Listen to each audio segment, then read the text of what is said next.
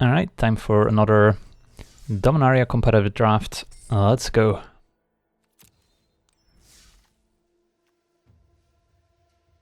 Alright, pack one, pick one, pretty interesting. Cards that jump out. Naru, pretty decent wizard for the wizard deck. Urgoros, nice curve topper in any black deck. We've got Untamed Cavu, which is quite great. Usually want to play it for 5 mana.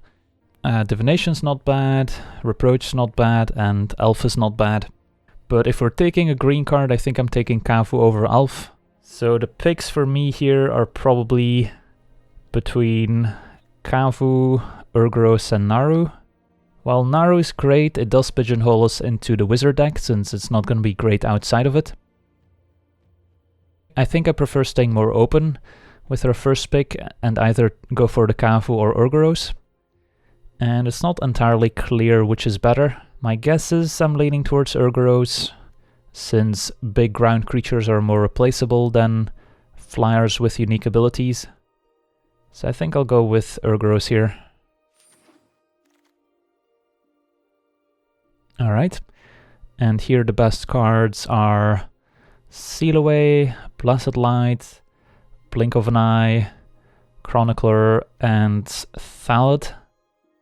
And I think the blue and white cards stand out above the rest.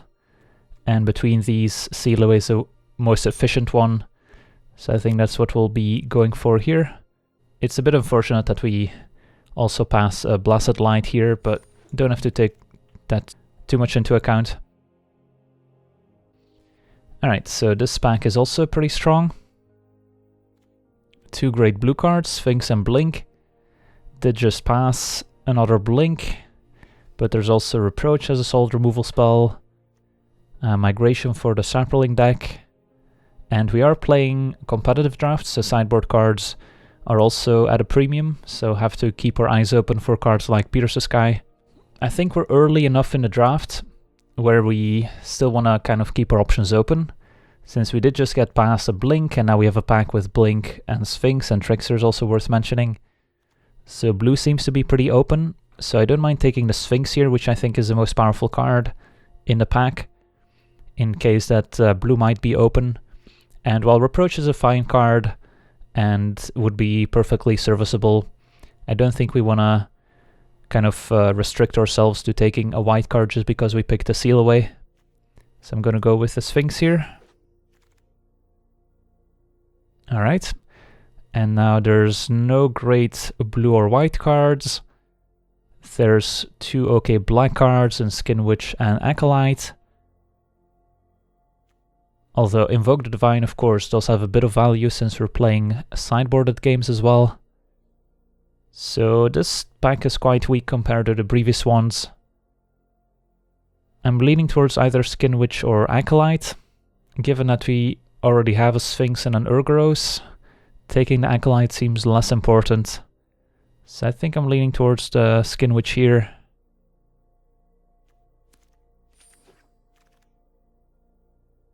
Alright, what do we have here? Well, another pretty unexciting pack. The blue cards are all quite weak. The black card I'm not too interested in. There's a Lance, which can be okay in certain decks, but usually when we start with these cards, Lance doesn't look great. If we're taking a blue card, it's either Befuddle or Scholar. If we're taking a black card, there's only one choice. Or there's a Lance, which is like fine but unexciting, especially when we have all these kind of expensive cards already. A Lance is not exactly where we want to be. A Lance shines in a deck with a lot of cheap creatures. So are we gonna miss a Scholar or a Befuddle? Not really. We're also not gonna miss an Abomination, so I guess we take the Lance.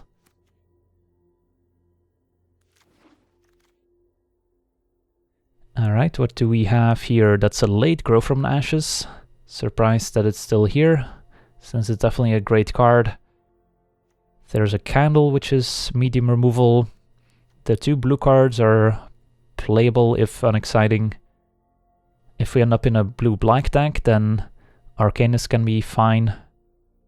There's also Familiar, which is sometimes playable. The red cards are not too exciting either, so it's not like we're really missing out on much. I don't think we're at a point where we can just take a grow, given the cards we started with. And we didn't really see any great green cards in the last few packs, so I don't really have a reason to believe green's open.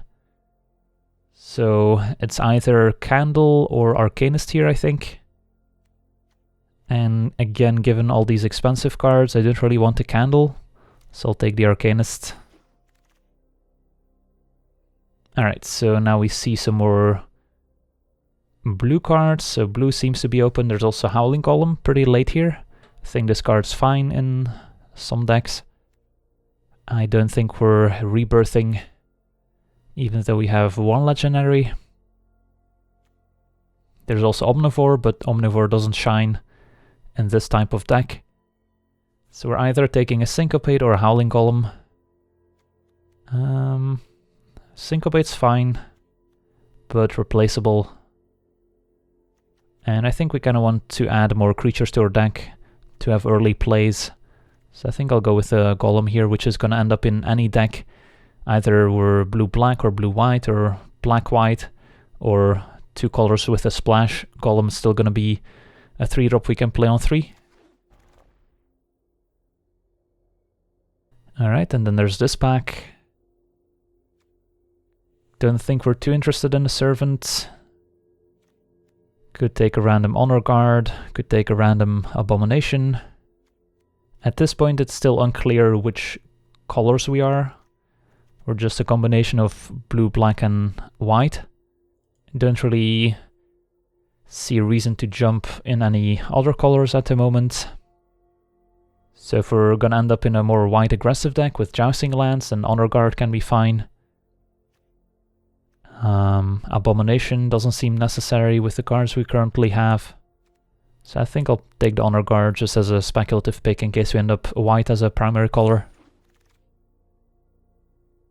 Alright, and I guess now we'll take the Scholar Overcharge. There are decks where you might want a Power Stone Shard. Like, our curve is pretty high, but I haven't had many decks where I wanted a Power Stone Shard. And usually you don't want more than one anyway, so the effect is not super relevant. Alright, another Scholar over Sage. Could also make the argument for Divest for the sideboard in case we end up against the Hexproof deck, but there's a reasonable chance we want a Scholar, although I guess we already have Golem and Scholar. So I guess the sideboard Divest might be more important. Alright. Do we want a Slyn Voda? Unlikely. But it's less likely that we want Elephant, I think. Fine. Tragic Poet can be fine if we end up with a few Sagas, if we get really lucky. Don't think we want Healing Graves mostly. I ended up with a Scholar anyway. Could also take Rescue for the sideboard, but seems unlikely that we board it in. Alright, a million Scholars. Alright, next pack. So far the draft's not been going great. The first few picks were fine, but then the packs were super weak. Didn't see any removal spells outside the first 3 packs essentially. And then there's this pack where we have some decent options in the colors we're in. If we want to take a white card, there's Knight of Grace. If we want to take a black card, there's Thallid and Yargle. If we want to take a blue card, there's Deep Freeze, Drake and Snapper, which are all fine. This is where I kind of have to look at which colors we're most likely to be playing as our main colors, versus which colors we're probably going to end up splashing or not playing at all. So black we have Urgross and Skinwitch, in white we have basically only Seal Away, while in blue we have Sphinx as the only real reason to be blue. So not entirely sure which color we're yet. I guess now this Jorah's Familiar is actually looking quite decent when we have Urgoros and Slimvoda in our deck, and a few artifacts. But we might wield the familiar. This is a pretty important pick since it kind of determines which colors we are going to end up playing. So we only have Seal Away as removal, which makes us Deep Freeze quite tempting. And we have a few flyers, so the effect from Deep Freeze isn't a real drawback. I know chat likes a Yargle, but Yargle tends to wheel quite often as well. My first instinct was Deep Freeze here, just because our deck is definitely lacking removal, and then we'll kind of see what we end up wheeling. And that's gonna give us a lot of info on which colors we're gonna end up. There's definitely some good cards I wouldn't mind. The Thallid is quite decent, but we have replaceable 3-drops. The Drake is fine, but we already have a few flyers. So, and we're not even sure we're gonna play white as our main color. And Deep Freeze at least is still splashable. So I think Deep Freeze makes sense here, but I'm not too excited about it. This pack is pretty interesting too. Some pretty decent options in our colors. Best card outside our colors is Shivan-Fire, but that's the first good red card we've seen in a while. So I don't think we have a reason to switch. So there's a Torgar, which can be an okay late game card. Doesn't really shine in our colors since we don't have a ton of creatures we want to get rid of. There's a Syncopate as an okay interactive spell, but there's also an On Sarah's Wings, which is a kind of card that can just win you the game by itself when put on the right creature. And there's also Urza's Tome worth considering, since we do have a few historic cards in our deck. It's kind of a card advantage engine, but this On Sarah's Wings is pretty tempting. And if we can maybe end up in blue-white with a few snappers, then On Sarah's Wings looks great. The only issue with taking On Sarah's Wings is that we might be giving up on black then, because Urgoros and Skinwitch aren't really splashable, but we're starting to get to the point where we have to kind of decide which colors we want to end up in. Since, like, our only reason to be white right now is Seal Away, which is an okay reason to be white, of course. So if we take the On Sarah's Wings and we give up black, we're adding one good card to the deck, but getting rid of 2 good cards as well, which is a pretty big cost. I guess On Sarah's Wings is also technically splashable alongside Seal Away, so we could end up in blue-black, splashing white for Wings and Seal Away. So I guess that's also an argument. Alright, let's take the Wings. And then keep our eyes peeled. Wow, it hurts to see a Slimefoot here, but the only reasons we had to be in green is that pretty late Grow from the Ashes, but other than that we didn't see any green cards. So it hurts my soul to see a Slimefoot here. But let's move on. So what is there in our colors? There's Academy Drake, and that's pretty much it. So not the most exciting pack. I guess Cabal Paladin's not that bad in our deck since we have quite a few historic cards, but we can probably wield a Paladin. So I guess we're going for the Drake, since we're pretty sure we're gonna play blue as one of our main colors anyway. Alright, then there's this pack, where we have a Blessed Light, which we can't really pass up on. Also wouldn't mind Tetsuko or Joyous Familiar, since we might have a strong historic theme going, which could pay us off if we find the right cards for it. But yeah, Blessed Light is too hard to pass up on here. Still unclear if we're splashing white or if white is going to be one of our main colors.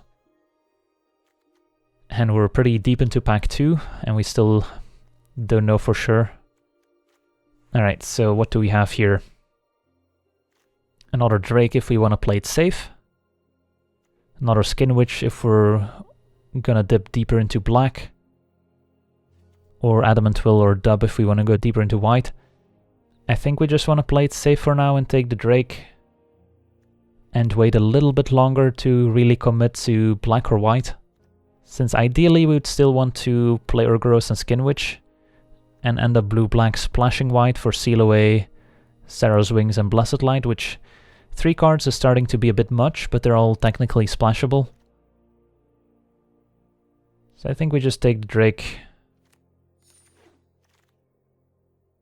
Alright, and then there's this pack with a few good green cards.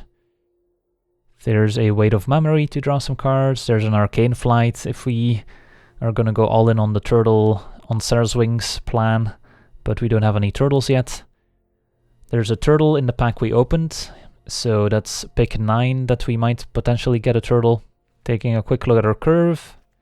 The card advantage from Weight of Memory is definitely a welcome addition. I don't think we want to take the Arcane Flight when we don't have a turtle yet. If we had a turtle, it would be a different story. So I think I'm going for the Weight of Memory here. Make sure we have a bit of card advantage at least. Alright, pretty happy with this Deep Freeze. There's also a Dark Bargain for card advantage, but at this point it's still unclear how committed we are to black, and we're definitely in the lookout for more removal.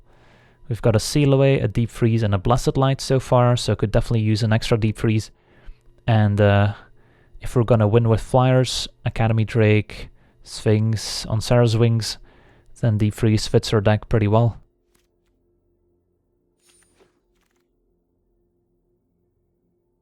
Alright. Here we could take Invoke the Divine for the sideboard, which would be pretty valuable. Could take another Arcanist, but we're not even sure if we're gonna play both of them. Not really too high on the shield. And Elephant's also not looking amazing, so I guess we'll take Invoke for the sideboard. And alright, we wheel the turtle. So I think we're taking turtle over Invoke or Dub. Hoping to get a second one. And then we can start taking Arcane Flights pretty highly. Don't mind the Syncopate here. We could have had like 6 or 7 Tolarian Scholars in this draft. Guess we'll diversify and take the Explorer. Or no, actually, could even consider the Cabal Paladin, but...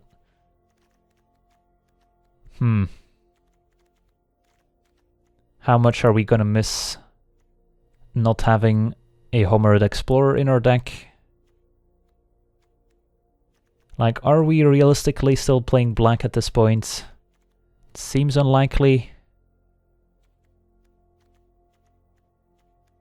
Yeah, I think we've kind of given up on black at this point. I don't think our mana base is gonna really be able to support all 3 colors.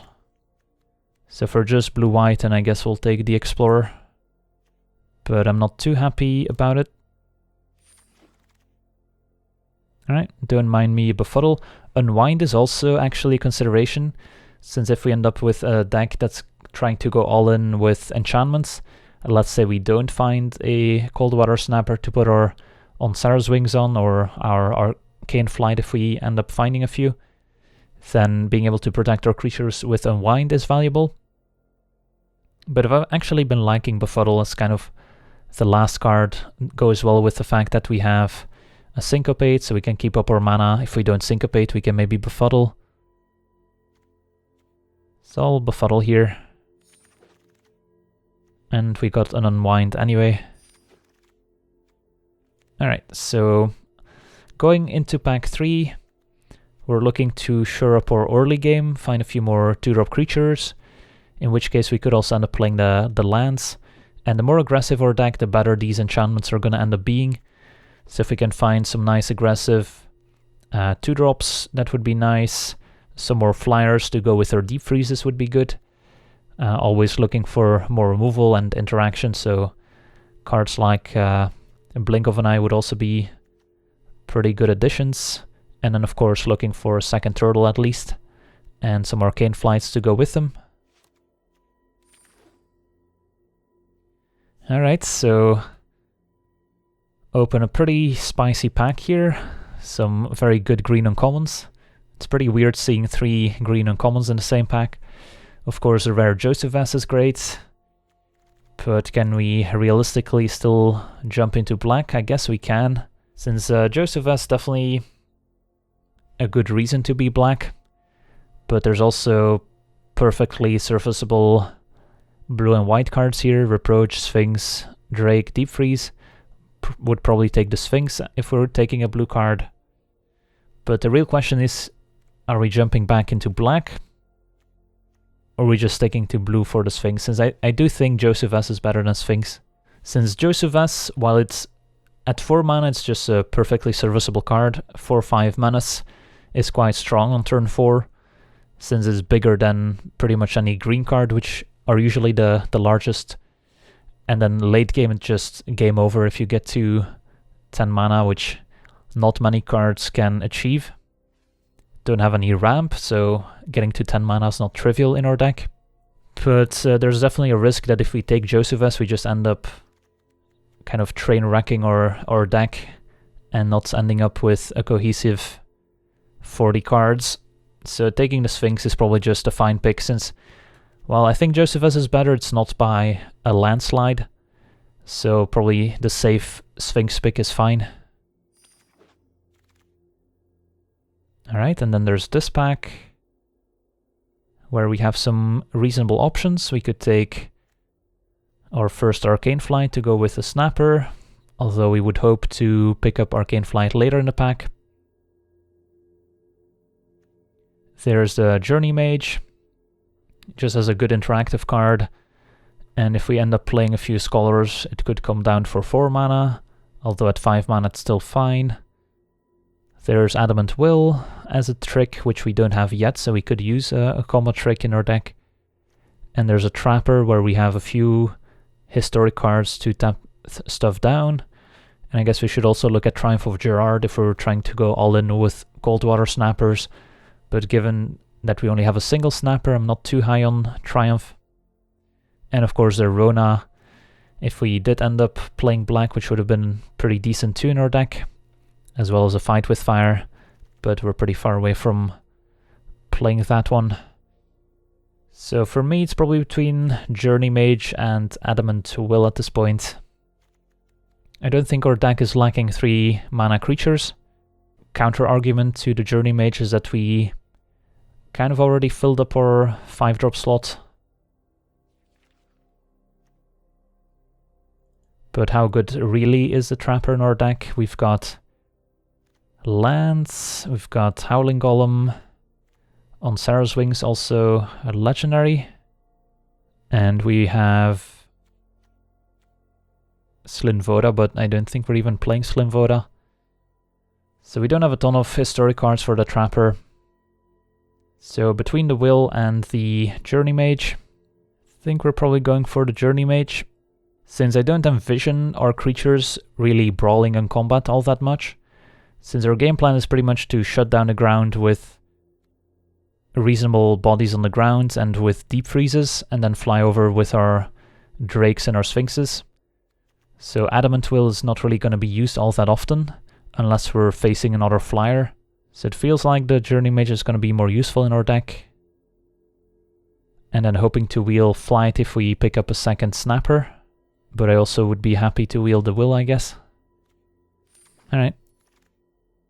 And again, if we end up with enough wizards, we do have Arcanist and Scholar, which counts as wizards for the Journey Mage. There's a Sentinel of the Pearl Trident, but we just picked another kind of 5-drop, so I don't think we're too high on picking another 5-drop here. Don't have a ton of synergies with the Sentinel, but it's definitely a fine card. But I think we're just taking the Reproach here. Just a nice cheap removal spell, which we kind of want.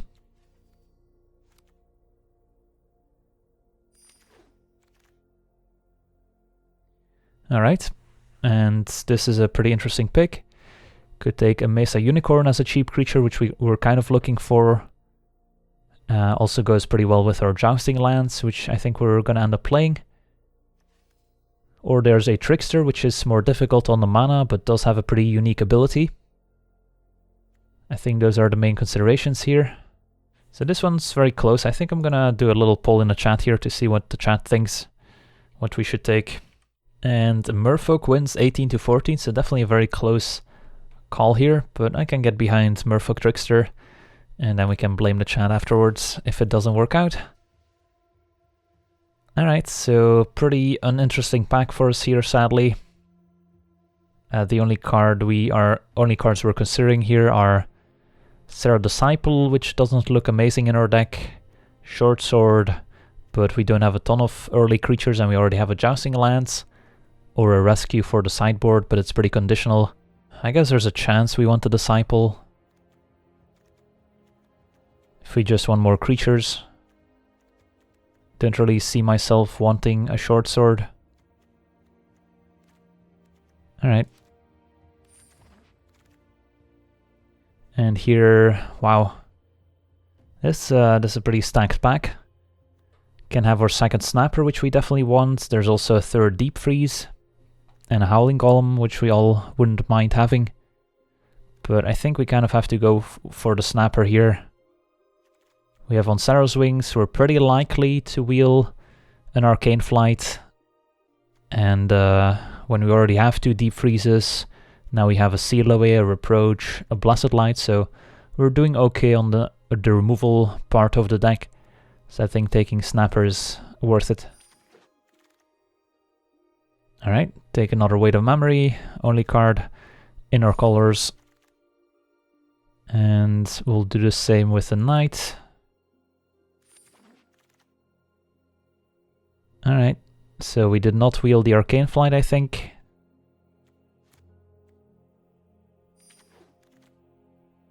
Oh, we did. Alright, so I think we're going for Arcane Flight now that we have double Snapper. That's an actual plan we can put together. With an On Sarrow's Wings and Arcane Flight, those Snappers look pretty appealing. There's also Adamant Will, which is worth considering here, but... And we can have another Unwind if we want it. Alright, so... I'll be interested to see how this deck performs. We did get most of the cards we were looking for. We ended up with a decent amount of removal. Got some interaction. Double Snapper with Arcane Flight and On Sarrow's Wings. Don't know if we want to play both. A Weight of Memories might be a bit much. So let's take a look at our curve here. I'm not sure about the Arcanist. Since we don't have a ton of instants or sorceries in our deck, it's mostly just a wizard for our Academy Journey Mage.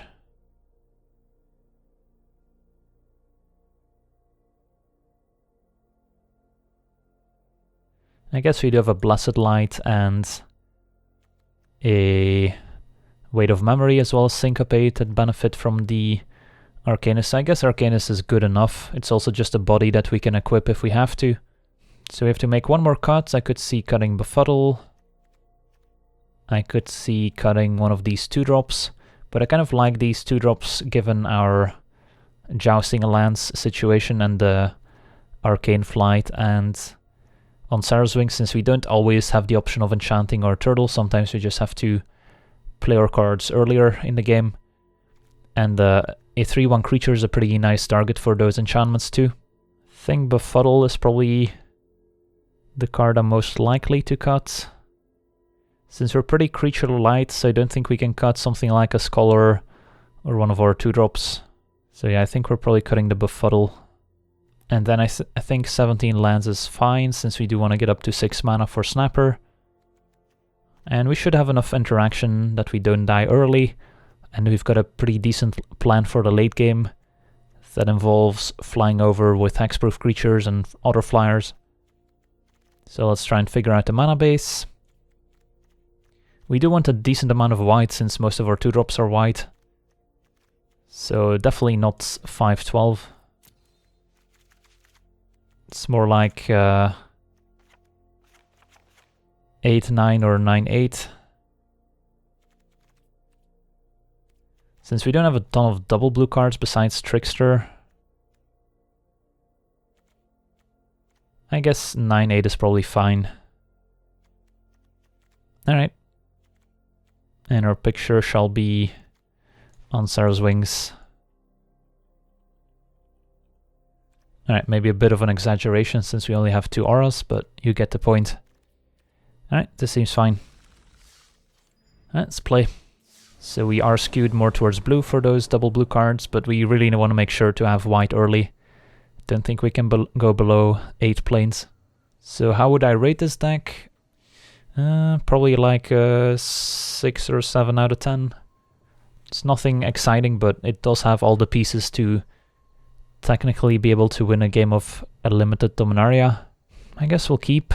Got a few too many expensive cards to my liking, but since any third land lets us play Scholar and Deep Freeze, which are good interactive cards. Journey Mage at least only costs us 4 mana with a Scholar in play.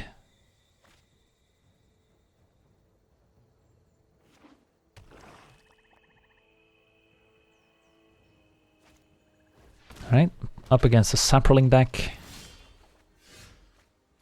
And we haven't drawn a land yet.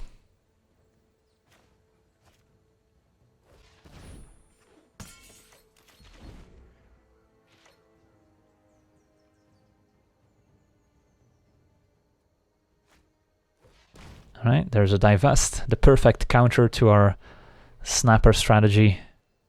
So they might just take the Scholar to get rid of our early blocker, yep. And it also makes our Journey Mage more expensive. Another Migration. Yeah, our Deep Freeze not looking too hot against these tokens. Would have loved to have a Scholar here on 3. People keep getting away with Divests. Not getting punished for it enough, I guess.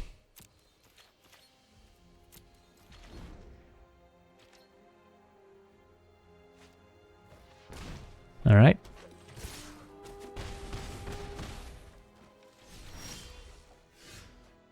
Well, we drew all the expensive cards in our deck. That's unfortunate. Don't think we want to be using Deep Freeze though, since I guess we could consider it. Alright, I guess we might as well Deep Freeze. And we do have to think about whether we want to Deep Freeze a token or the Scout, since let's say our opponent plays a Saproling Lord, then we want to have used a Deep Freeze on the token. On the other hand, there's a lot of cards that make them sacrifice Saprolings to their benefit, in which case we would rather enchant a Scout and also get rid of the ability. Can definitely regret this if our opponent next turn just jams a Baloth, but every point matters here as we're trying to hit our land drops, so might be necessary.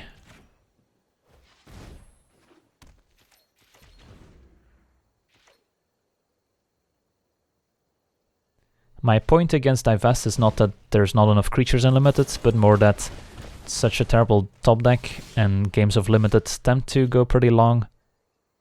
So beyond turn 6 or 7, it's kind of a dead card. Alright, so we're in trouble here. Not much we could have done.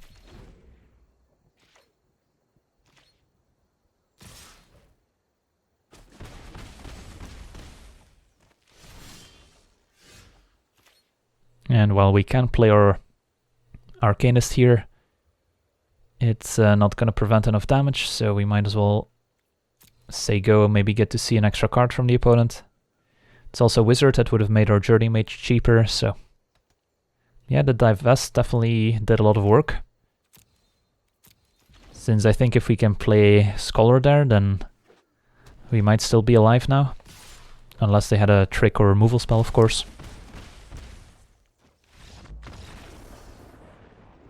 Alright, so against black-green, Divest Saprolings. Well, Divest is definitely good against our strategy of trying to get a turtle into play. I think we just want more early blockers. And I'll cut a Snapper, I think, since it's a card they can easily take with the Divest late in the game. But I'll keep one of them. I think the Arcane Flight and the Onser's Wing still look okay against all those ground creatures. So I think we just add a Scholar, cut a turtle. Don't want to be too results oriented there. Is there anything else we would want? Don't think we have a reason for Invoke. Yeah, this seems fine. Play around Divest. Yeah, I should take out all my creatures. Make our opponent look like a fool. Alright, this hand seems playable. If unexciting. Player islands. Since we do have Trickster in the deck, although I guess it doesn't matter if we don't have second island or Trickster in hand. Alright, so we're gonna play turn 3 Scholar probably, have access to turn 4 Journey Mage. Alright, opponent has nothing. Could definitely see playing the Drake here instead. It's probably better actually. Opponent's very likely to just play a random ground creature next turn, and we're pretty far away from kicking it.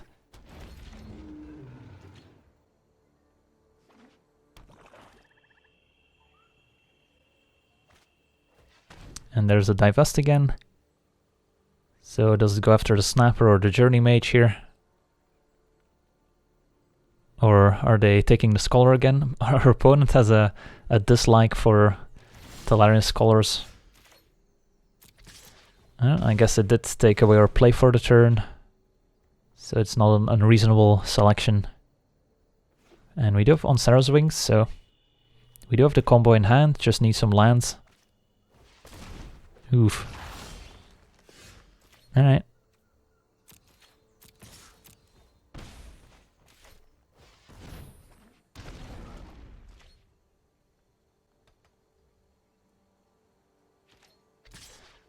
So again, we kind of have all the expensive cards in our deck. Besides our 2 Cloud Raider Sphinx, we don't have a 5-drop that's not in our hand currently. This is a forced block, but that's fine since we kind of want to draw cards anyway.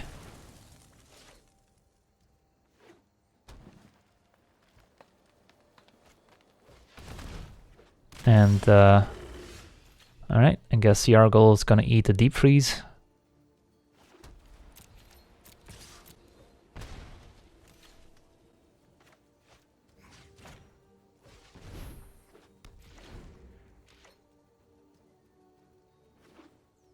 Alright, if we can draw land 5 and 6, then we're in business.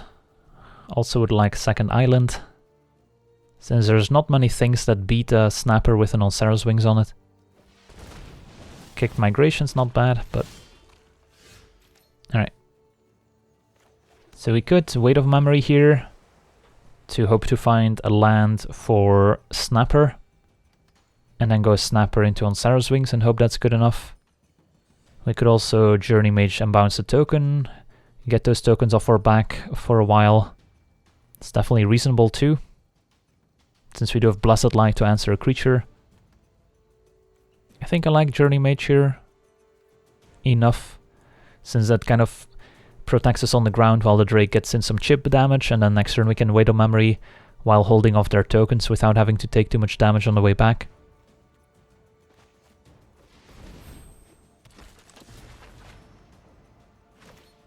Since it's not like Snapper plus Onsera's Wings is the only way we can win the game. If that was the case, then we should probably just try and assemble those as fast as possible to dodge a divest. But the Academic Drake is doing a pretty good job here.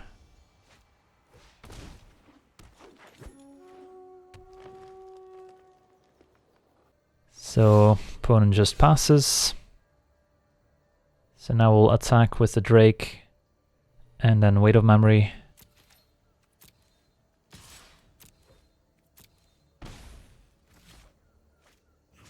And I think we target ourselves since green-black has a ton of graveyard synergies. Alright, drew the cards we needed. What did we mill? A Sphinx and 2 lands, that's fine.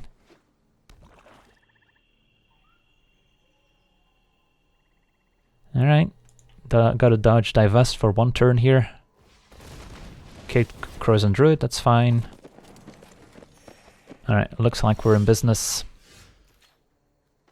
Definitely a chance our opponent has a disenchant, but I would have imagined that they would have used it on the Deep Freeze by now.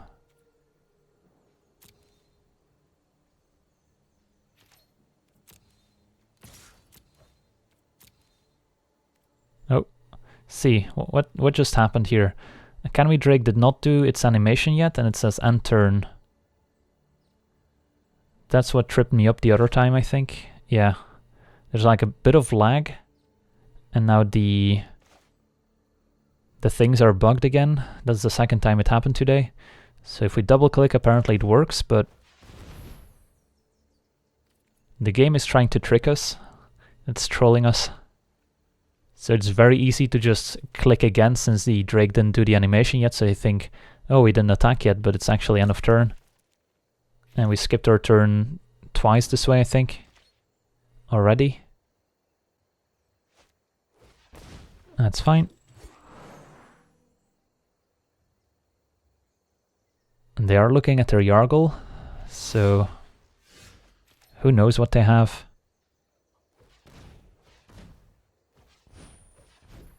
But it's combo time. Uh-oh. Is this gonna work? Alright. Combo.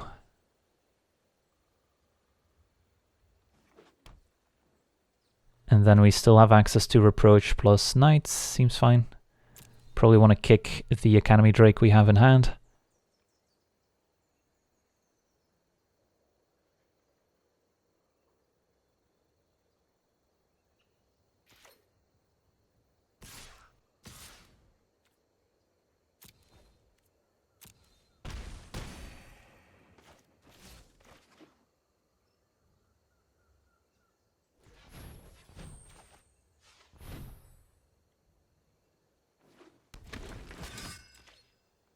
Alright, I think we've got this one.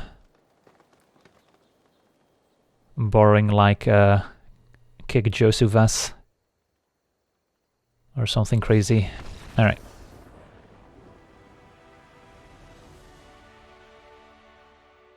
Should I try restarting the game now maybe? But last time that the bug happened it was fine in the next game, so I think we'll let it go for now. So we haven't really seen any interaction whatsoever from the opponent. I imagine they'll be bringing in all the disenchants they have after seeing Deep Freeze and on Sarah's Wings. I still don't think we want to second Snapper because they're playing Divest. And our flyers looked pretty good there.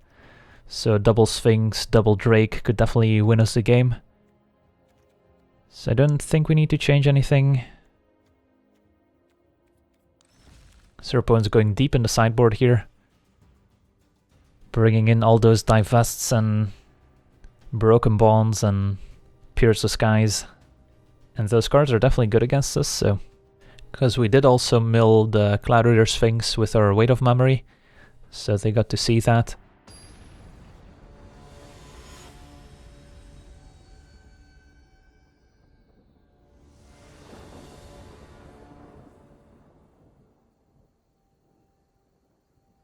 Alright, let's have a look. Alright, this hand's pretty slow, but we do have an early play in Trickster, so I think we'll keep. We've definitely been drawing the 5+ mana side of our deck in our opening hands, which is usually not where we want to start, but I guess this means we'll have a good late game. Alright, we might even get to ambush a token here. Since I didn't see the Trickster yet.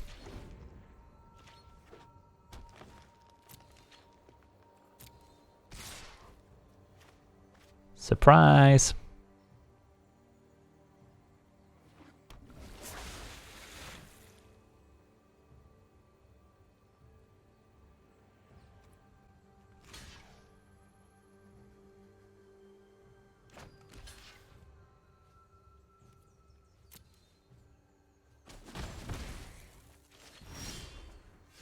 All right.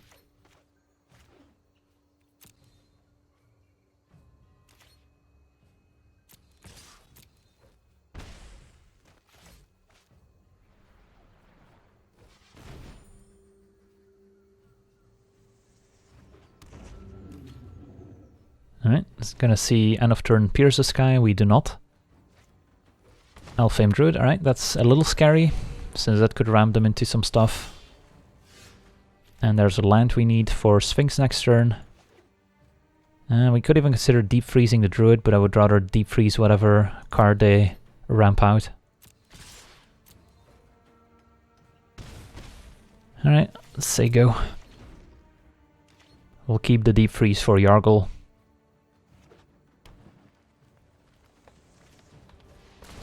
or Feral Abomination. There's also an argument to Blessed Light it instead, so we can keep attacking with the Trickster and the token, and yeah, so we can attack with the Trickster, and so that if they have a disenchant, we don't get attacked for 5. Could also take a turn off playing the Sphinx, but if their hand doesn't have another big finisher, then just taking the turn off, killing it, seems fine. And then next turn we'll play the Sphinx. It's also more mana efficient to Blessed Light here, since then we could Deep Freeze plus keep up Syncopate. And I kind of want to keep attacking with the Trickster here while we can. So I think it's defensible to want to Blessed Light here, but there's definitely reasons to want to Deep Freeze instead.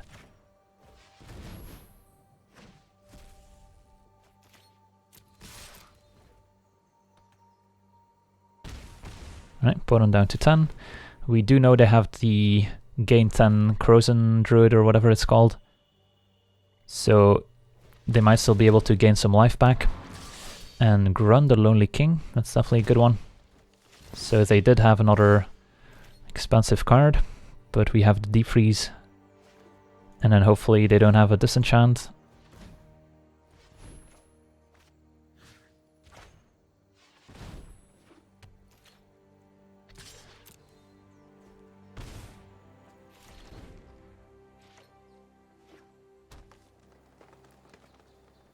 Do we counter a kicked Druid here? I think we do.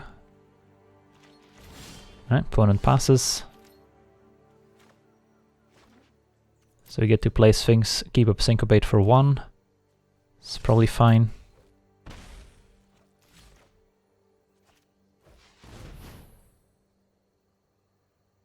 Opponent might also be using Memorial end of turn. Alright, Seal Away seems like a good one to keep on top here.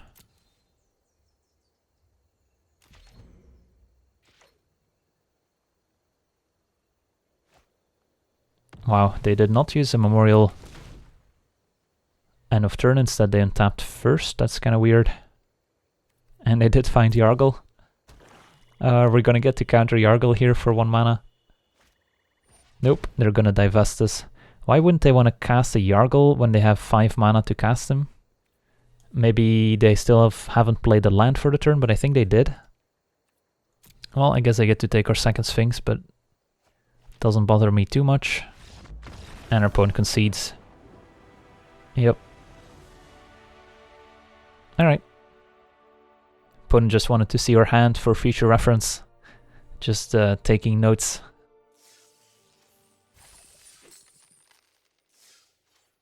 Alright, so we're 1-0.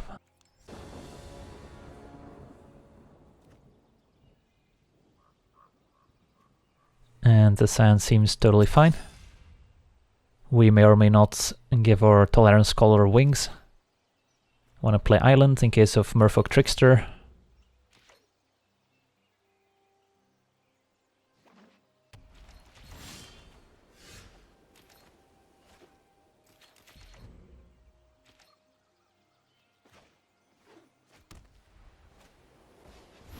That's fine.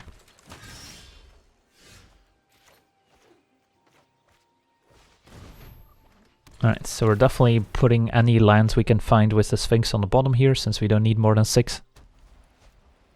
And Sarah's Disciple. So I actually don't hate going for the on Sarah's Wings here. I even have an Arcane Flight. Since opponent's mono white so far, they're not gonna have a ton of answers to a Vigilant Scholar since Seal Away doesn't work. I guess they could have a Gideon's Reproach.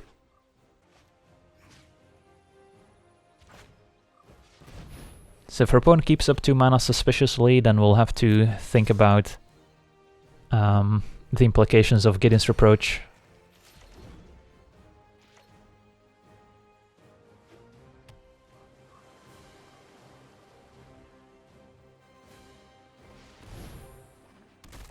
The Homered Explorer, sure. Mills us, and there goes our Snapper. Wow, they actually milled some pretty juicy cards, but that's fine. It's random anyway. So we'll get in with our Scholar. Now their opponent showed us blue mana, they could have more interaction for the Scholar. So we might not get many turns. with our 3/4 Vigilant Flyer. But I think I'm fine playing the Sphinx here.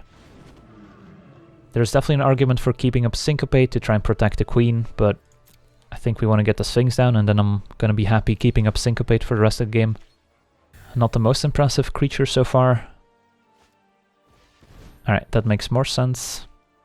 So up until this point, all their creatures were like last pick cards essentially out of most packs, or like second to last picks. Tetsuko can be pretty nice in their deck, but it's actually funny, so they by pumping the Disciple was no longer able to attack unblocked, so it was kind of a numbo for a turn there. Alright, so now don't think there's a reason to Arcane Flight anything, since if they have a Gideon's Reproach or a Trick, then we just Syncopate. And if we Arcane Flight one of our creatures, then they can still Gideon's Reproach the other one. So I think we're happy attacking.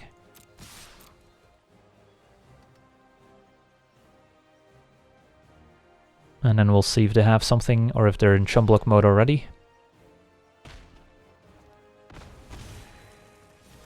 Just gonna say go.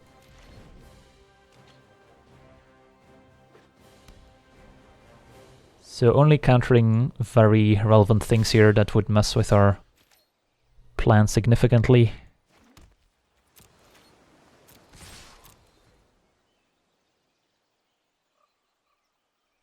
Alright, opponent's got nothing. So we'll just play the Honor Guard. I think we can afford to. Still keep up Syncopate for 4. But I'm not gonna Arcane Flight yet. Ooh. Oh, that's a shame. I guess we let the trigger resolve first, and then we Syncopate, give him less information.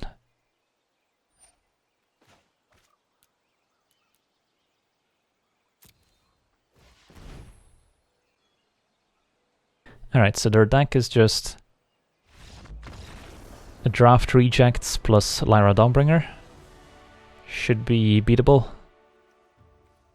So is there anything that stands out? I don't think we need Unwind unless we see more removal spells. So I don't think we change anything. There's nothing that looks particularly bad.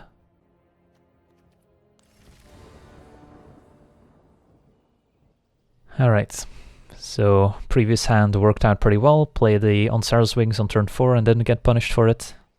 This hand's missing blue mana, but yeah, seems keepable. Early interaction with Reproach and Golem. If we find blue mana, then this hand's great.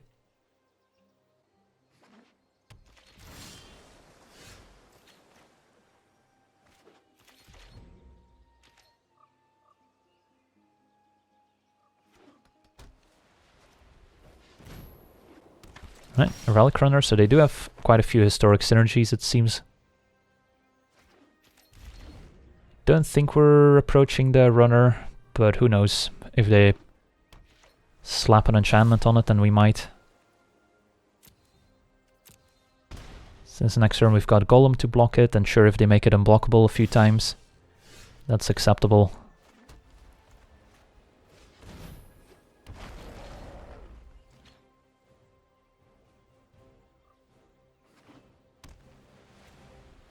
Alright, that's fine.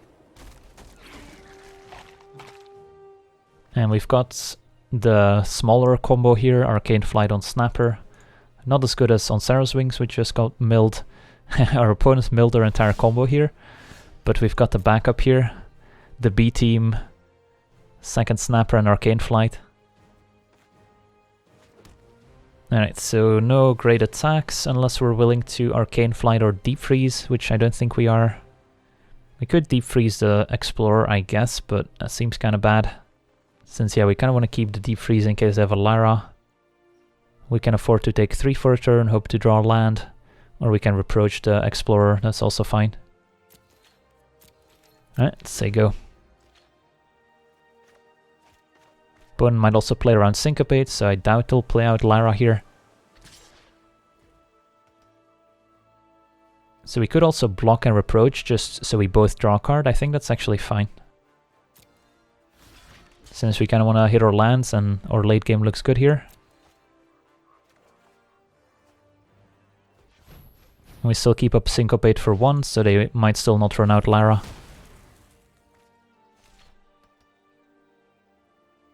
Since judging from the previous game, the average card quality in our deck seemed better than the opponent's. So both drawing a card seems to benefit us more. They milled another Deep Freeze and some random 2-drops, so not too concerned. And I think we're fine attacking with the Golem now, since we kind of still want to hit our 6th land drop. I guess I could have considered playing the Sphinx first so we scry before we draw. That was probably a mistake. Yeah, I'm too used to wanting to play our stuff second main, but we actually had a reason to maybe want to play the Sphinx. As it turns out, we were going to keep Island on top anyway, so that worked out fine. And I'm fine letting them have Lara since we have Deep Freeze for Lara if they do have the 5/5 here. Alright, another Sphinx seems fine. Hey, thanks for the bits, Clara Kloomy. Thanks a lot, appreciate it.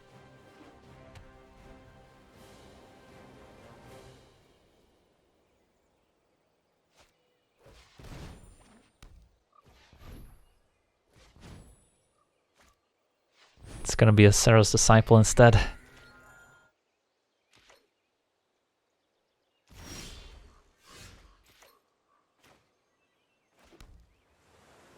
Do we still attack with the Golem? We for sure want to run out the Snapper here. I guess attacking with the Golem's fine.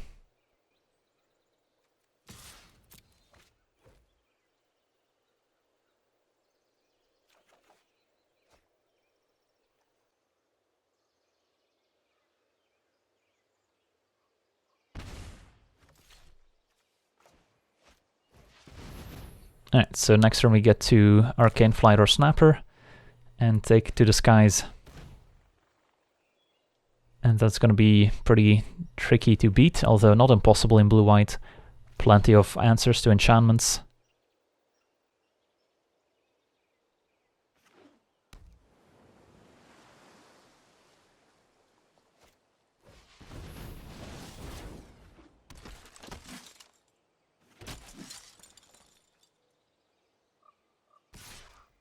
Disciple chips in for 1. Alright. So we definitely want to Arcane Flight, and I guess playing Sphinx is fine. And we'll keep the Golem back now.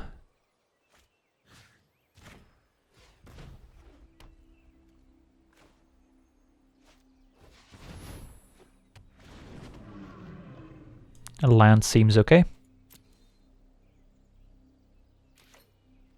And then we just want to sit on the Syncopate for the rest of the game, if we can help it. Opponent's got 8 mana, Divination, so they're digging, presumably for their Angel, which is gonna get frozen.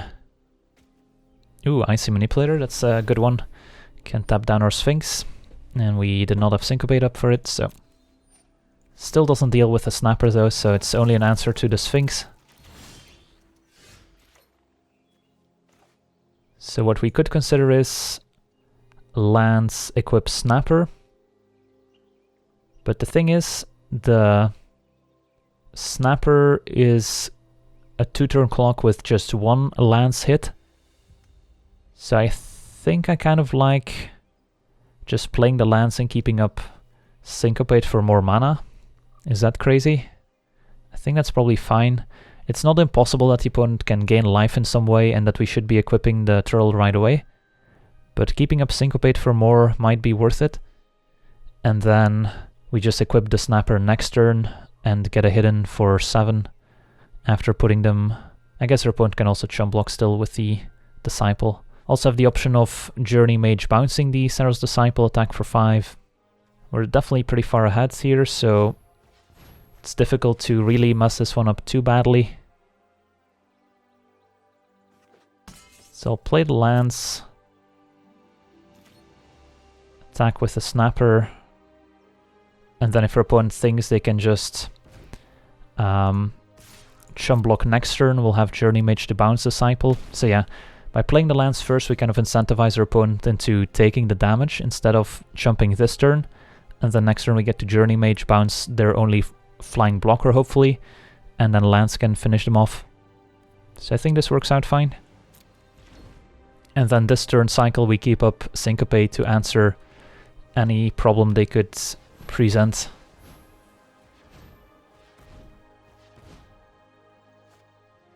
Like this Lyra. So we can Syncopate for 5. So had we equipped the lands we would not have been able to.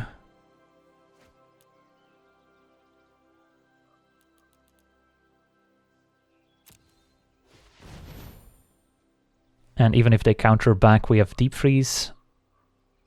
Although I guess then we don't get to Journey Mage. Alright, so they had the Wizard's Retort, so they wanted to protect our Lara. So now we have two options. We can Deep Freeze Lara or we can Journey Mage and bounce it. I guess Journey Mage bouncing Lyra is pretty appealing. Although the only issue is if our opponent then replays Lyra and has a counter spell for the Deep Freeze, we could be in a bit of trouble. I guess we freeze Lyra. This might be worse in the face of a potential disenchant.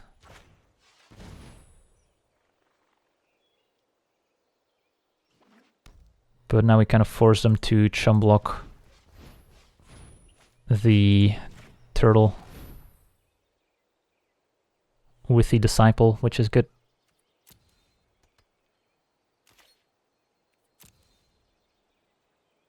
Huh. They might have forgotten to use the Manipulator here. So had we equipped the Sphinx, then we could have, I guess technically not lethal since they could chum the Sphinx and take 5. But this works out. Alright. Don't mind our spot here.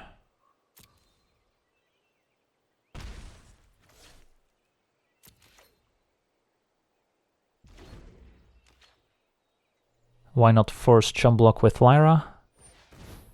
I guess that was an option too, but then they gain 5 life, so it would take longer to actually kill them.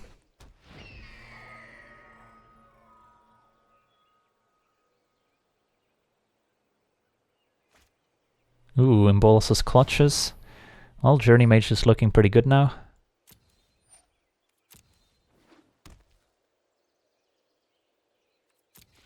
But yeah, our opponent with 1 blue mana, they're still dead on board here since we can bounce the Disciple. And there's not a card for a single blue they can have that's relevant.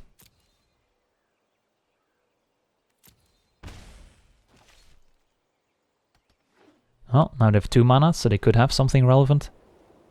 But there's no Essence Scatter in the format.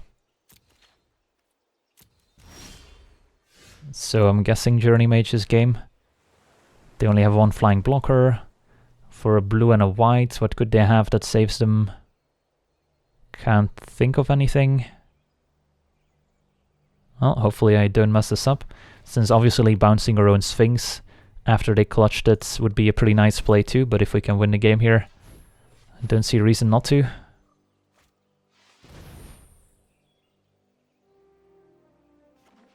Alright.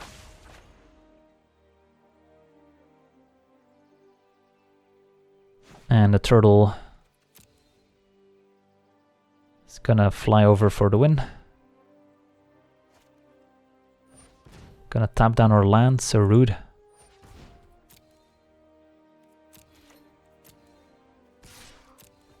Alright, GG's.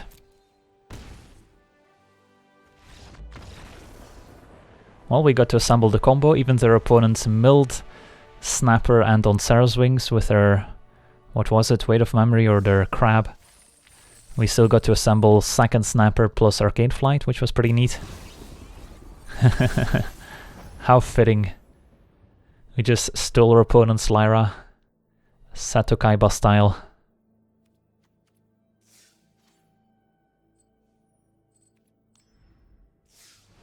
So the deck's definitely performing Snapper plus enchantments better than I gave it credit for sure.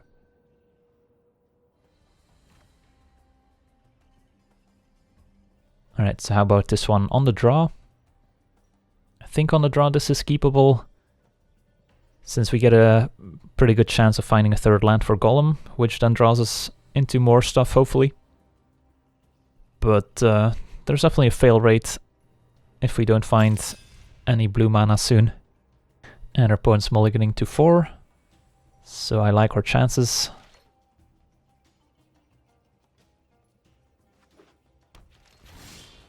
Alright, that's the... guess we'll play islands. We do have a Merfolk Trickster in our deck that we have to remember. And there's a Unicorn.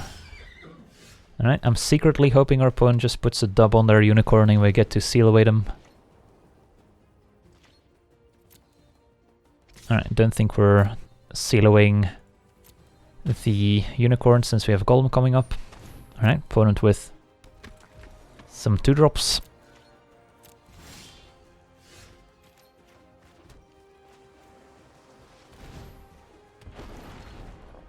Let's see if they have a trick. Doesn't appear to be the case, since they skipped through their entire turn right away. So they might just have more expensive cards, but they might actually want to draw a card from Golem. Who knows, they might have a trick anyway. A Reproach, fair enough. Opponent does not gain a life, I'm pretty sure.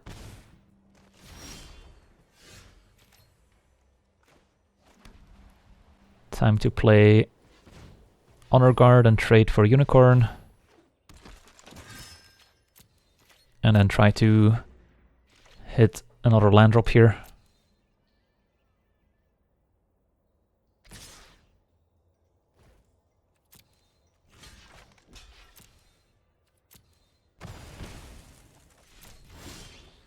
Perfect.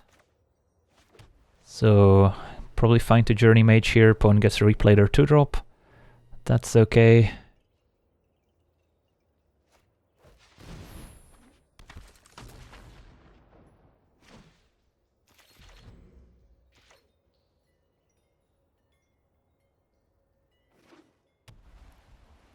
They did find a third land, but they're still going for the Evangel.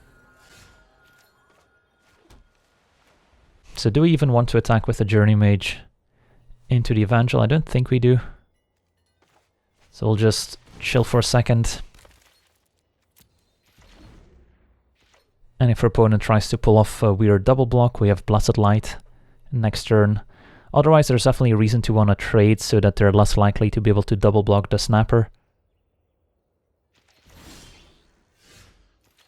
Alright, so now we can attack with Snapperino.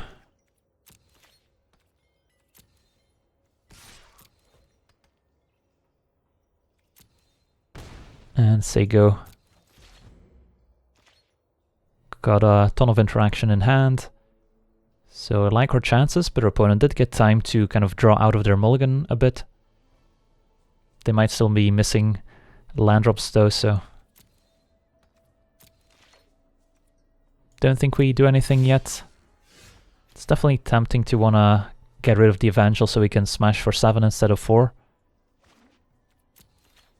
But we shouldn't be throwing caution to the wind.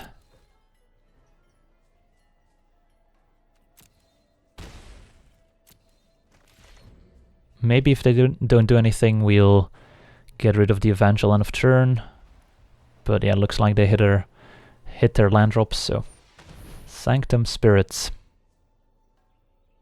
What do we do with you?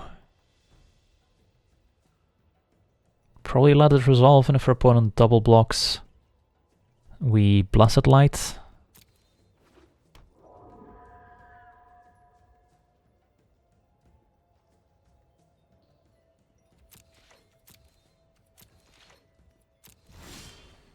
Ooh, second Snapper. So now I'm fine attacking with both.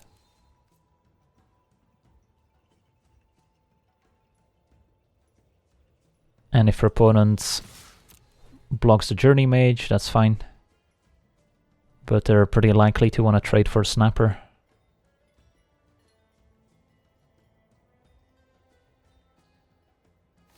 Alright. Are they going to make it indestructible? they are. Throwing away a Baird. Good Blessed Light here. But I kind of want to play a second Snapper, so we'll let it happen. This is a way for the opponent to kind of make use of the cards they're unable to cast. But I think we're not too concerned here. We even get to keep up Syncopate for 1 in case they have land into Eldest Reborn, which would be the best possible card against Double Snapper.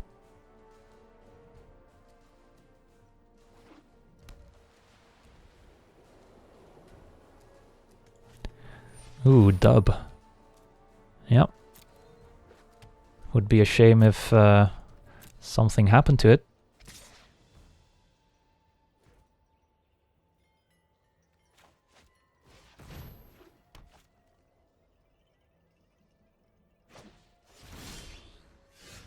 Alright, so... is there a reason to Jousting Lance? I think I want to play the Jousting Lance, but maybe not equip it yet.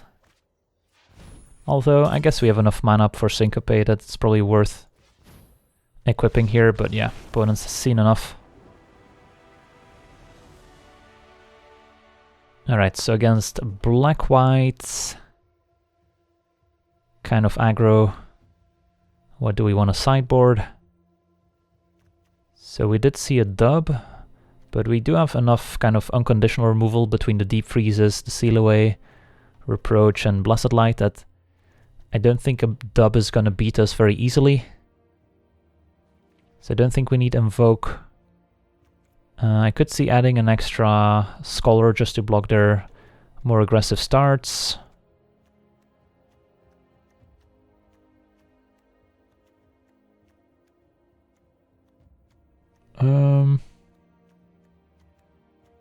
Although I'm not sure what to cut for it. I guess we could cut like a random 2-drop, like the Arcanists. And add a Scholar, which blocks 2/2s a bit better. Although it's a very minor change. And also adds an extra... I guess we swapped a Wizard for a Wizard, so it doesn't change for the Journey Mage. Yeah, Befuddle could be good, that's true.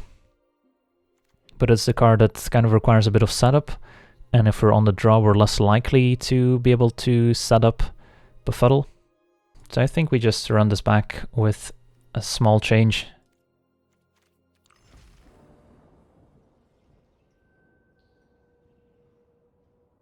Alright, so our main game plan of Turtle plus Enchantment still looks pretty decent against black-white here. And how about this hand? Again, need to draw a few extra lands, but don't think we can mulligan. We've got the Reproach early. Third land lets us Scholar and Deep Freeze, so seems like a fine, if unexciting hand. No 2-drop for the opponent, and they missed their third land drop. So maybe they were like, I mulliganed enough last game, I'm gonna keep my 2-lander on the play. Alright, they did not get totally punished.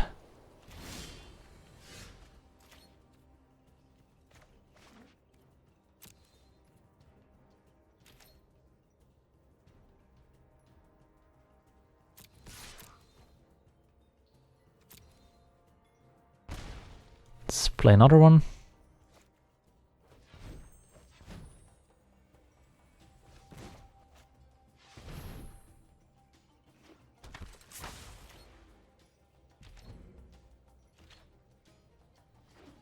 Alright, for mana, they could have a Baird here, which would be pretty decent at blocking.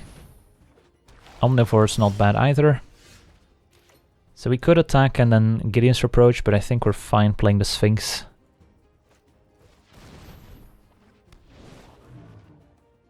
And we kind of want to one land, but on the other hand we also have Weight of Memory as a play, so by bottoming both lands we're happy to draw land for Turtle, but if we don't we have Memory, so we don't really want to keep a land on top and then end up drawing more lands with Weight of Memory. So I think it's okay to bottom both. I could see the argument for keeping one, but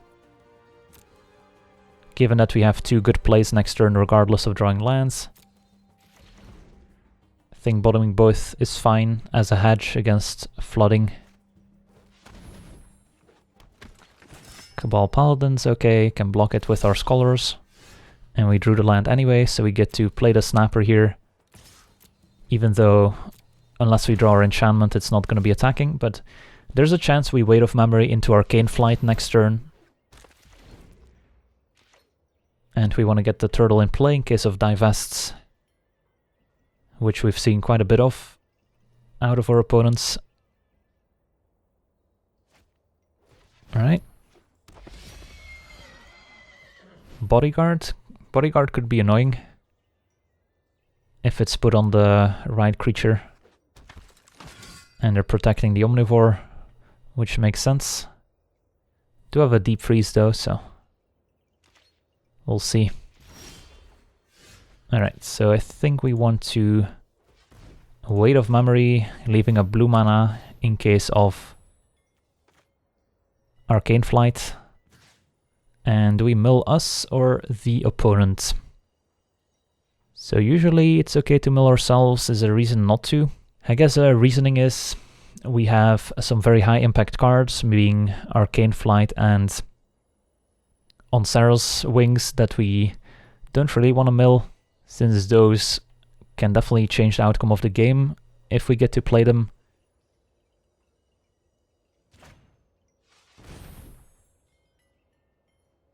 Not having those in the rest of our deck could make a big difference, since the board looks to be stalling up quite a bit, and if they answer our flyer, then we might be in a spot where an enchantment for turtle is our only hope.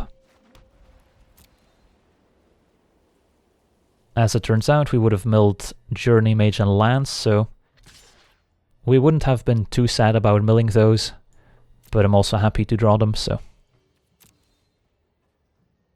I guess it worked out. We'll play the lands. Even though we could keep up a Reproach here, but I think we've got enough good blockers back that we're not gonna need Reproach. And then Journey Mage can kind of reset the Omnivore that's being protected by the Bodyguard, which is also something we could do. So I don't hate our position here, but opponent's got a lot of cards in hand still. So a lot of things can still change. Alright, looks like Sphinx is gone.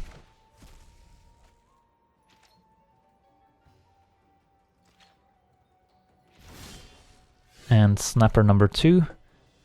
So could we Journey Mage, bounce Omnivore, equip Snapper, and have it survive? I think so. And that looks like a pretty attractive play. We'll have a 6-power first strike, so that kills everything the opponent has. I guess we're not even forced to bounce with Journey Mage necessarily, but it feels like a pretty nice play here.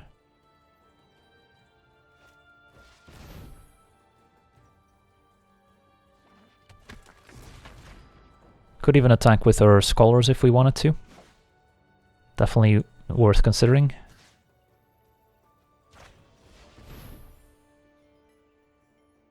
I guess we can attack with one of them.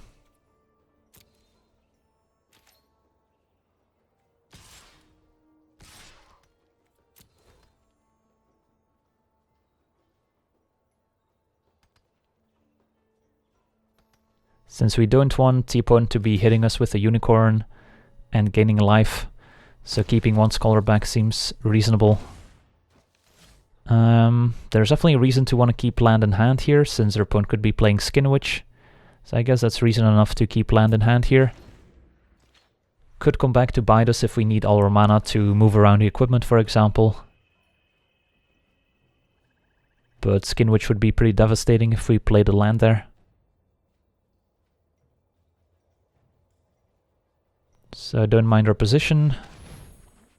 Opponent replays Omnivore, but we've got Reproach now, and they can no longer make it indestructible. So we can attack with Journey Mage and Snapper. And if they try to do something fancy with the Omnivore, we've got their Approach. Could probably get even more aggressive by using Deep Freeze, but I don't think that's necessary. So we'll attack. Could also move the lands, potentially. Have the opponent try and double block Snapper and get them with Reproach, but that opens up the window to our opponent having a trick. While if they use their mana to eat with Omnivore, then we're fine. Alright, so I think this is okay.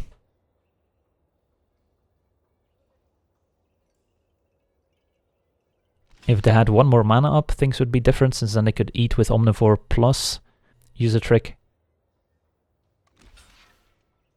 Alright, they're going with an interesting double block. So I think we're putting Paladin first. And yeah, first strike damage kills both, so they're forced to sacrifice. And then we reproach the Omnivore. Seems fine. So had we put the Omnivore first, then it would have still killed. I guess we should have put the Omnivore first maybe, but then they just sacrifice a Paladin as well. I guess this doesn't really matter.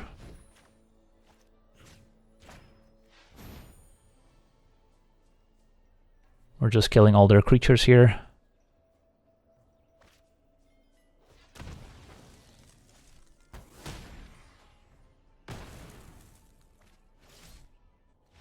Alright, opponent's had enough.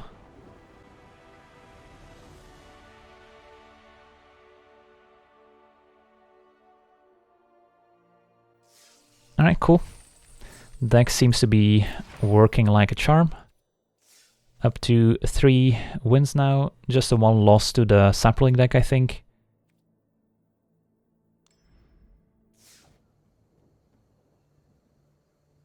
This hand seems okay. If they deal with the Golem, then we might need an extra creature for the wings, but we've got a decent amount.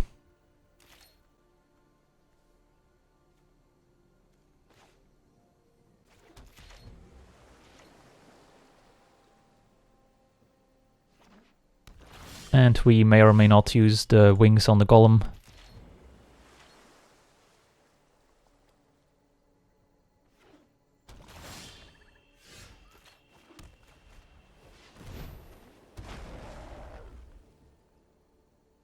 Since wings on Golem, it does let us draw cards every turn, but also gives the opponent a chance to find an answer pretty easily with all the extra cards. Huh. Well, they are making it tempting, but a cast down would be pretty punishing. So I think we chill for 1 turn at least, attack, see what we draw.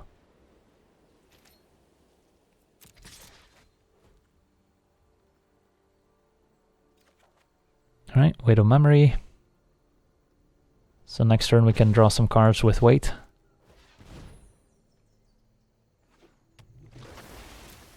So we've got our 2 enchantments, we're just waiting for the turtles.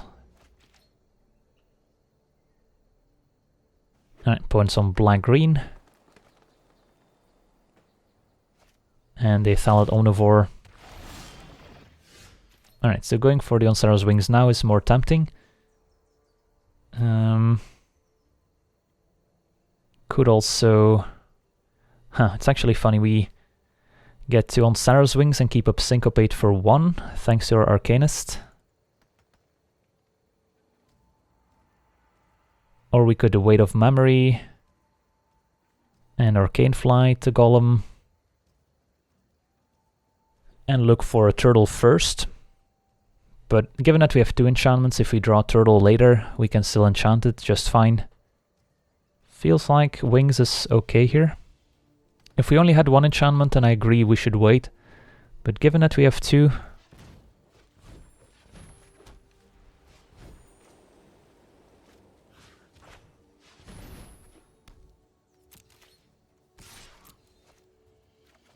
Alright.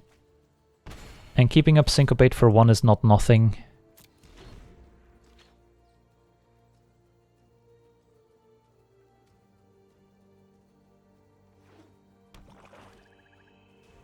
Just hoping to dodge a cheap removal spell on the golem.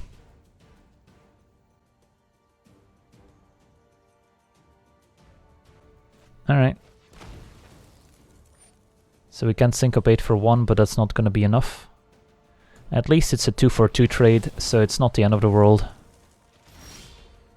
Alright, so now we can Weight of Memory. Or we could Jousting Lance equip. So if we Weight of Memory, we'll have 1, 2, 3, 4, 5. Plus 3 is 8, but we're pretty likely to draw land. So we'll probably won't have to discard to hand size. We could also tap the Arcanist, so we can still play the lands. That might be worth it here, actually, over getting in 1 damage. Alright, so let's Weight of Memory. And again, we've got this interesting situation. Do we mill our opponent? Do we mill ourselves? Since we don't really want to mill our 2 turtles that are still in the deck, since those are great with our Arcane Flight, and we're kind of this weird combo deck. But against black-green, they're going to have a ton of graveyard synergies. Think we're milling the opponent, but again, not a trivial decision. Alright, did not end up drawing turtle, but we do get to play lands. Could keep up Syncopate for 1, but if we've got Blessed Light, and we milled 3 forests, don't know if that's good or bad. And next turn we get to keep up a whole bunch of instants between Trickster, Reproach, Syncopate, and Blessed Light. Alright, opponent milled Icy, another Vicious Offering. And there's a turtle. So combo assembled. Think we just go for it now.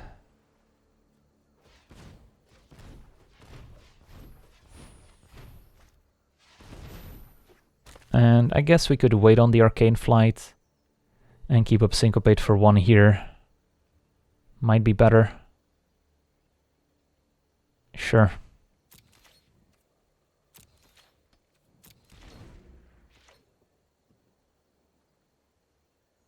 Since I don't think they can have any targeted discard taking the Arcane Flight, there's a chance they have a Disenchant.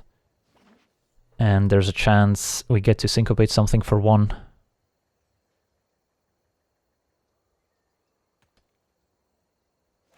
Alright, Slimefoot's pretty good here, since that's going to require a Blessed Light to answer, as I don't think her opponent will be attacking with it much. But Arcane Flight looks good too here.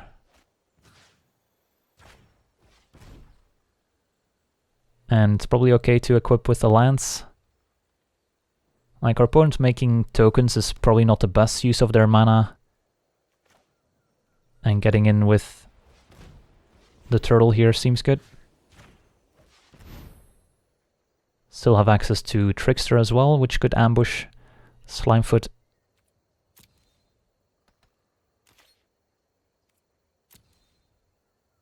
So our hand's pretty good here.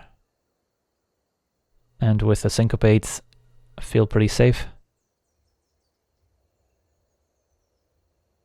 And our opponent just concedes they can't beat turtle plus enchantments. Alright, so we saw double Vicious Offering, Slimefoot, pretty heavy token sub-theme, although we didn't see any Saproling Migrations or anything. We did, however, see Slimefoot and Omnivore. So against black-green kind of tokens, how do we want to sideboard? Another Scholar could be nice as an early blocker, but doesn't line up super great against Omnivore. I don't think we change much. Again, our opponent could be boarding in Divests to try and snipe Snappers, but until we see Divest, I think we keep Snapper in our deck, since it's a great plan to beat a removal-heavy deck. So I think we just run it back. And Knight is still good in combination with Lance, Flight, and on Sarah's Wings. And it trades for an Omnivore, so it seems good enough. Could consider Unwinds if we expect them to have disenchants or particular removal spells. So Unwind was definitely something we could have considered there, but I'm not sure what we would have taken out for it. Since in this matchup we're usually going to try and wait for a turtle to use our enchantments, now that we saw double Vicious Offering. Oh yeah, we did see the IC, right? I forgot about the IC. Although, do we really want to bring in a disenchant if IC is the only card we saw? Unclear.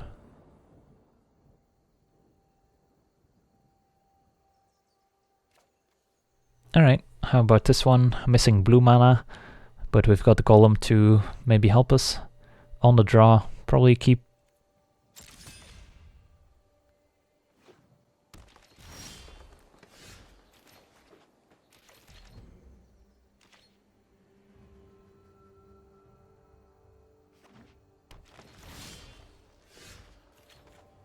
And we didn't show our opponents any flyers in particular, although we did show them the 2 flying enchantments, so unclear whether the opponent will have brought in Pierce the Sky. Definitely possible. Alright. Fine trading here. And then we'll play Golem. And do need to draw some islands pretty soon here, or we might be in trouble.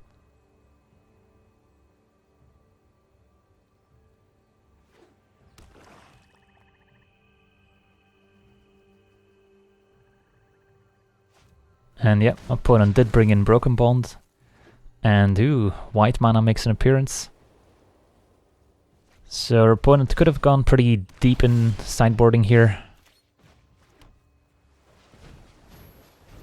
to try and find an answer to the turtle. But if we draw a 5th land here, we've got some nice plays coming up. Could even consider trading. But with Sphinx being able to block Thallid, I think we'll take it. Alright, perfect. Let's attack for 2. And then play a nice Cloud Reader Sphinx.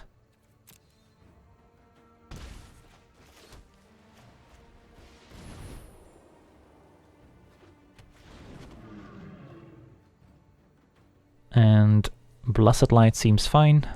Don't think we need to keep islands. Do we see a Pierce the Sky end of turn or some other removal spell? Maybe a Vicious Offering? Nope, Blessed Light. Alright, so they're splashing white for Blessed Light. Makes sense.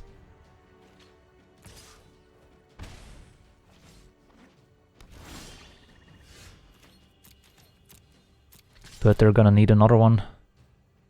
Alright, so damage. And these both seem pretty medium.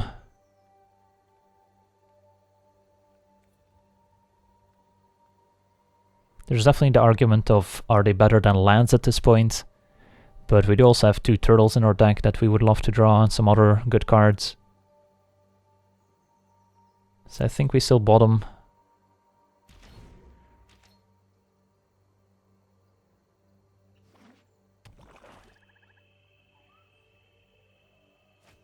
Alright.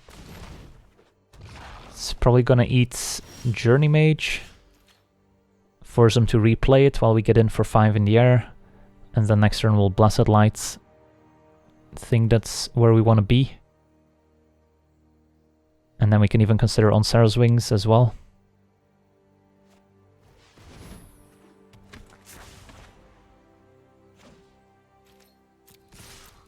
Just try and tempo them out of the game.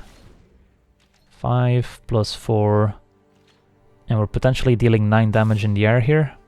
I think we take it. Blessed Light, Thorn Elemental. Get in with Journey Mage as well. Seems good.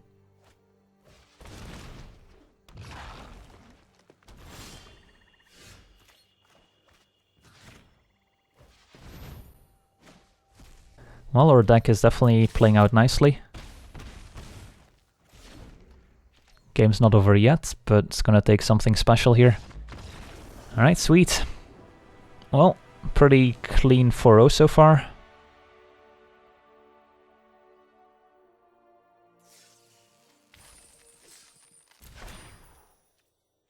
Let's see if we can finish with a clean record here. So it was actually a pretty tricky draft to navigate since we had a lot of interesting decisions. When to switch colors, when to stick to blue-whites, whether we wanted to go black perhaps. That Josephus kind of threw a curveball. But in the end, we ended up with a pretty clean deck with a pretty sound game plan, which is all you can ask for a limited deck.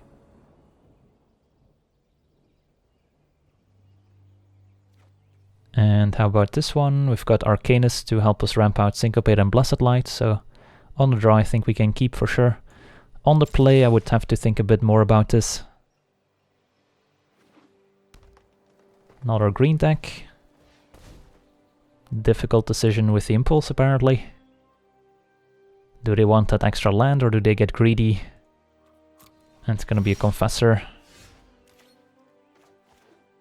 Alright, so we're hoping to draw a few lands here as well to get up to 6 mana for Turtle.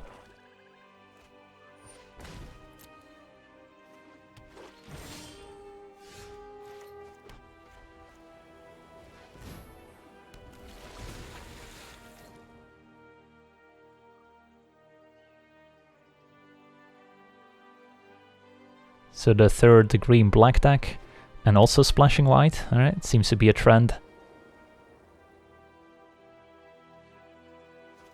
Frozen Druid, sure.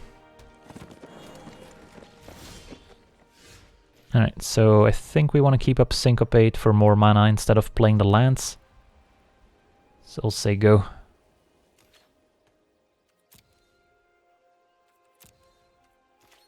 So it's definitely defensible to play lands and keep up Syncopate for 1, but with the Landor Scout in play, our opponent can generate quite a bit of mana, and they could play like a 4-drop that we really want to make sure to counter. So that's the major reasoning here. If they didn't have the Scout in play, then playing lands is probably fine.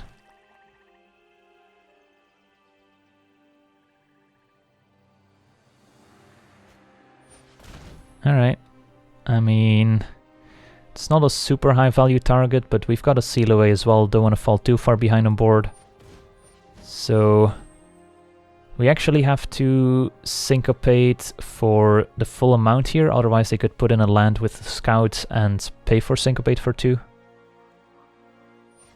But we are taking more damage this way.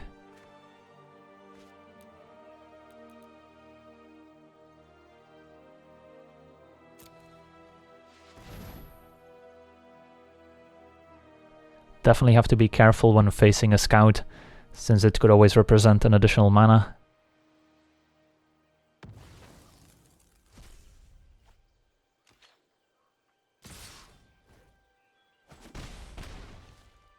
Right, land was good here. So now we have access to Blessed Light, but we're just gonna play lands for now. And say go. And Arcanist is doing a good job of blocking the Frozen Druid. And then we have a Seal Away if something bad happens. And then we're just a land away from Sphinx, which helps us find land for Snapper.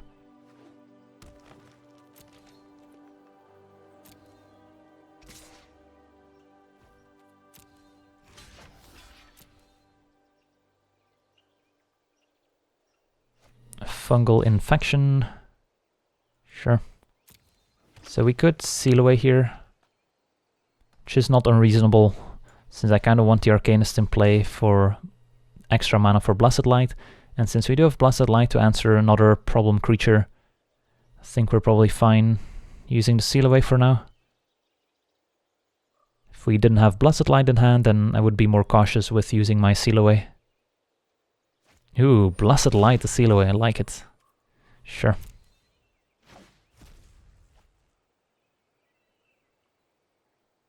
So the Frozen Druid never leaves the battlefield, so we still end up losing the Arcanist. But now our opponent used a premium removal spell, and we drew the land like a champ, and get to play a Sphinx. Oof, tempting. So we could just keep both and then Weight of Memory draw into Snapper. How bad can that be? I'm down. So now we definitely need to target our opponent since we don't want to be milling the Snapper, which seems like a nice draw.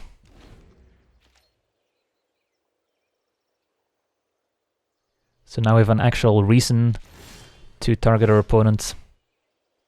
And I think we're fine chilling with the Sphinx, don't really want to trade 4 damage for 3 damage.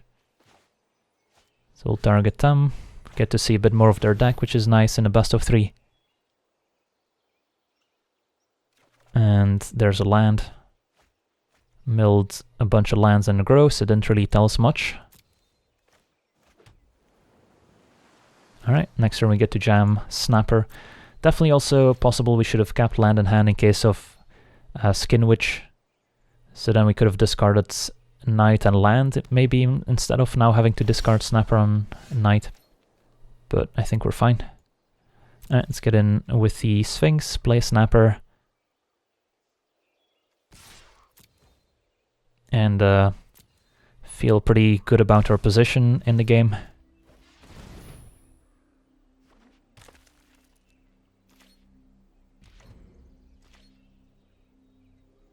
Our hand is pretty stacked.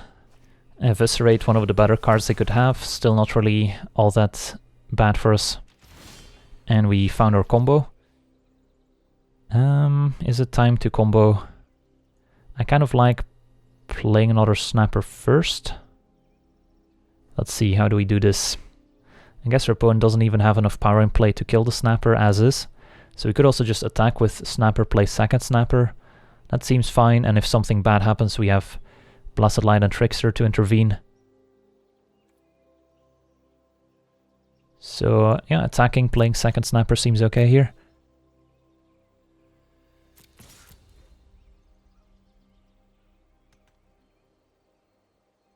Opponent takes it.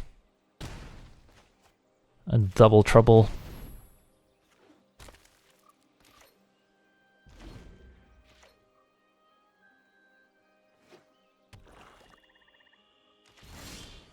Alright, now it's probably time to go aggro.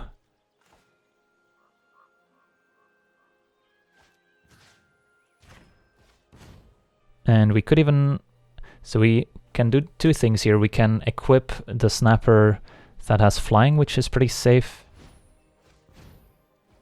Since that's a 2-turn clock in the air by itself and doesn't risk running into any tricks from the opponent. Since, yeah, attacking with the other Snapper on the ground might not be necessary now. Definitely reasons to still attack, but there's also reasons to stay back. We'll keep up Trickster here. Alright. So, game plan came together pretty nicely there. Needed to draw a few of those lands early, otherwise we could have been in trouble. So against Abzan, kind of ramp. How do we sideboard? Weight of Memory could be nice if the game drags out like it did. Our opponent's deck doesn't seem particularly aggressive. They do have a lot of quality removal spells, so Unwind could also be a consideration. So how about we add Weight of Memory and Unwind, and then cut some of the mopey, cheaper creatures that don't really line up well against the opponent. Could honestly also see cutting like a Sphinx, since those Blessed Lights and Eviscerates are gonna end up killing them, but the Scry 2 is still nice, so I don't think we cut them. Don't want to make our curve too expensive here, which is one of the main concerns. But I think we'll be okay. And then maybe cut an Honor Guard. So we are going full greed mode here, cutting maybe a few too many creatures. But we'll see what happens.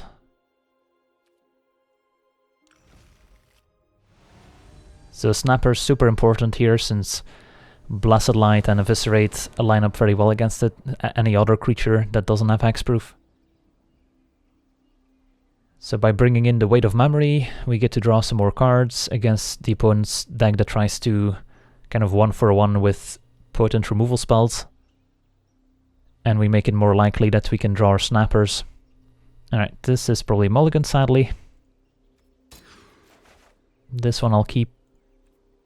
And difficult choice here whether to keep Island on top, since we do want double blue for Weight of Memory, but not doing anything until turn 5 is not going to win us the game. So I think we bottom here in the hopes of finding like a Howling Golem or a Tolarian Scholar that we can play early. We're definitely going pretty low on creatures here, which is one of the concerns. That was a good one. Helps us ramp out the Weight of Memory and Blessed Light. And helps us hold the fort if our opponent does have some early creatures they want to play.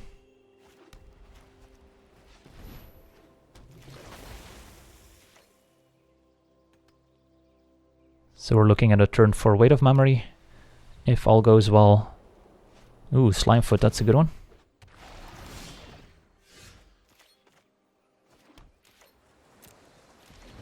But we do have the Blessed Light.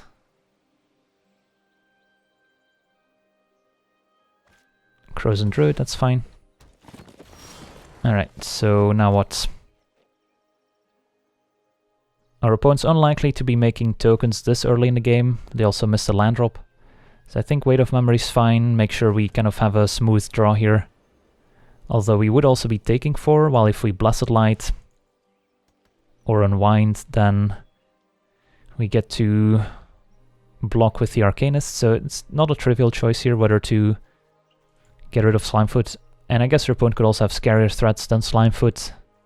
So I guess we'll Weight of Memory and be fine taking 4.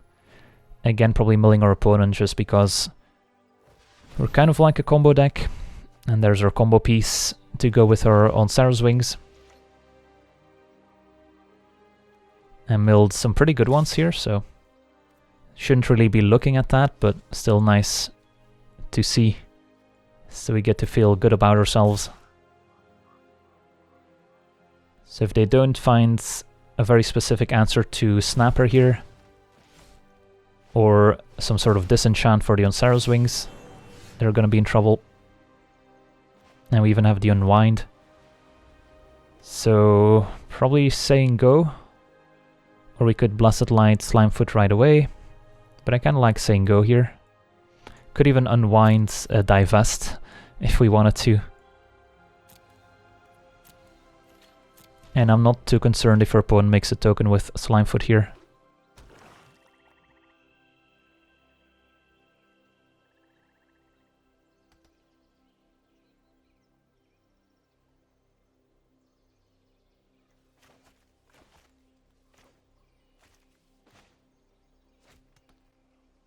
Definitely possible our opponent brought in some disenchants.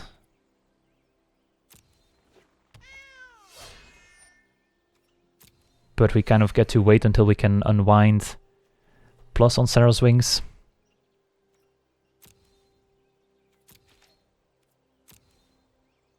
So do we Blessed Light the Acolyte or Slimefoot? Or do we just say go? I don't hate using Blessed Light on Slimefoot, since if our opponent does somehow manage to land a disenchant on the Onsara's Wings, then Slimefoot kind of beats Cold Water Snapper.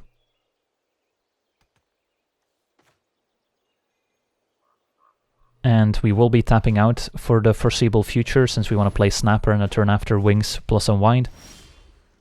So spending our mana seemed useful there.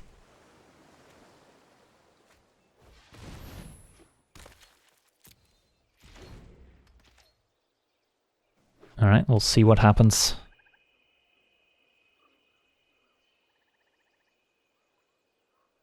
Ooh, I see how it is. I see. Fair enough. Well, I think our target is a bit better.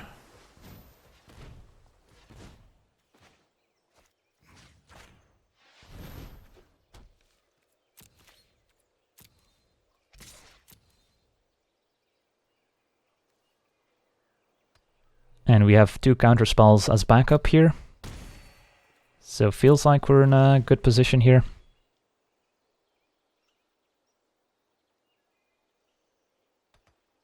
So opponent splashing white for Onsera's Wings and Blessed Light. Ooh, second Blessed Light on the Onsera's Wings. This is why we brought in Unwind.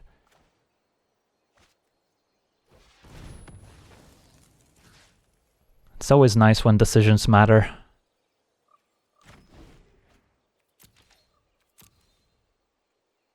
And Seal Away does not match up very well against an opposing Onsera's Wings.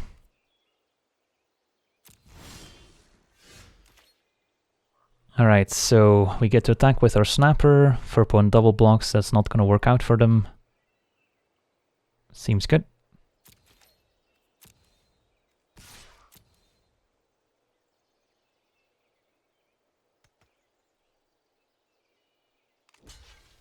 Oh, hold on a second.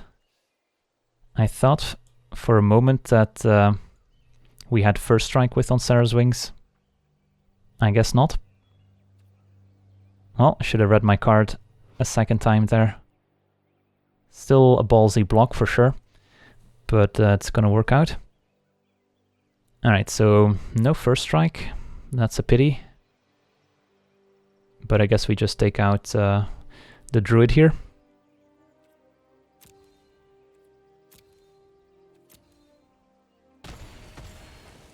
Well, Onsera's Wings does a lot of things, but apparently does not give first strike.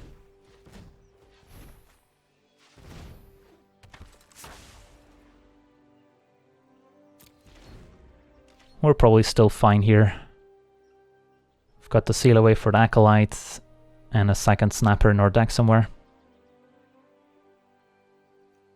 And our opponent's also pretty low on cards in hand. We still have a second Weight of Memory that we brought in.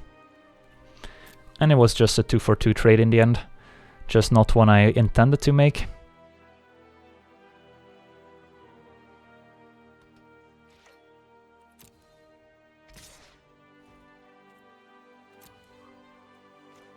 Think we're gonna have to seal away that eventually, since they're likely to have removal for a Sphinx we top deck.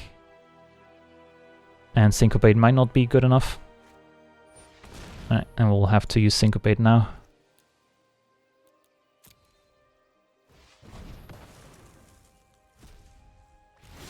Alright, let's get in there.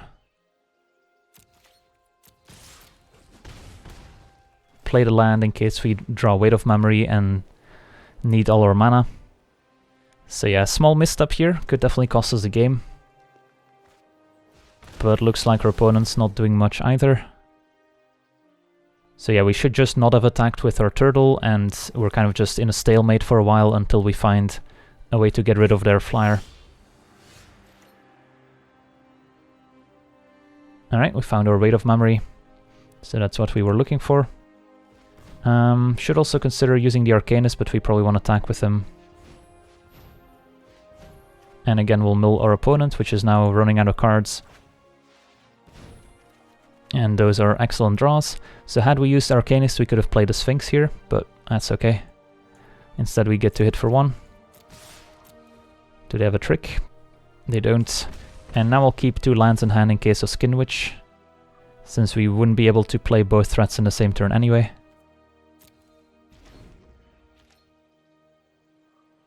Alright, so that definitely could have turned out poorly, but we're still in it. Fully expect Sphinx to die here. Bonus has been holding some cards in hand for a while. Trickster's not bad, so we might actually want to Snapper first. So we can attack with Scholar. I'm fine offering the trade, opponent's gonna take it. We get to play Snapper, which blocks a Cabal Paladin. And then we get to play Sphinx next turn. Since if we play Sphinx and they kill it, then we take a lot of damage from the Paladin.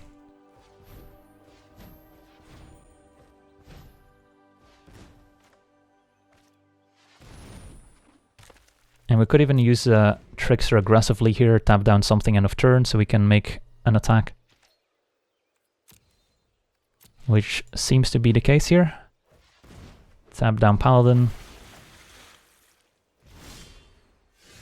attack with everyone.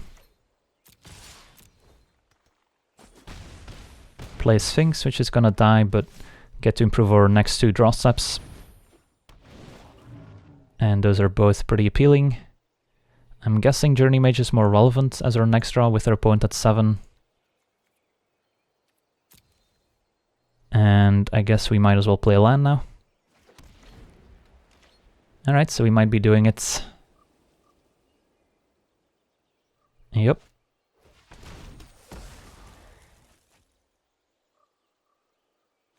That's fine. And can our opponent afford to attack for 4? They cannot. So we can Journey Mage, bouncing the Confessor. Or we could... it's actually close. So if we bounce Confessor, then our opponent could double block the Snapper and take 5. If we bounce the Paladin, then we can just attack with Snapper, and they probably chum block. I guess we're fine at this point if they trade for Snapper. Don't see them really coming back.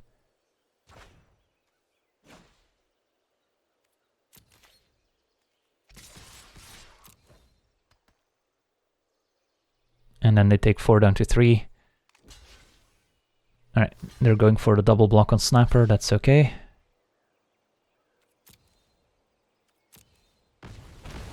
And we'll play the land, say go. Opponent's at 3, facing quite a bit of power, and that does it. Awesome! So the clean sweep here.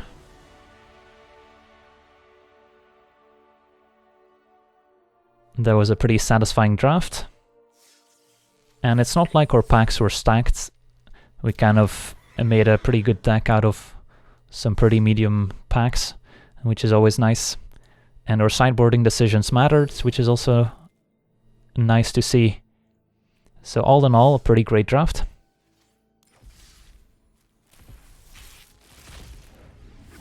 Let's open some packs, so let's do pack 1, pick 1 here. Probably going for Seal Away over Quende Syncopate. Not a fan of the legendary sorceries early on. Unicorn's good too.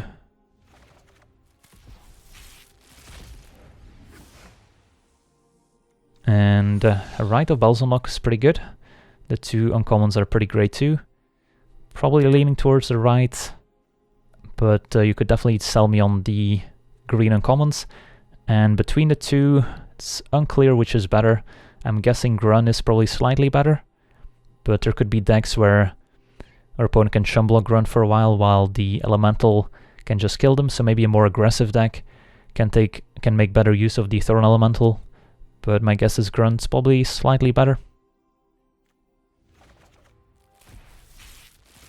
And there's Temporal Sundering, which again not the hugest fan of those legendary sorceries, so would probably go for the Blessed Light over Snapper.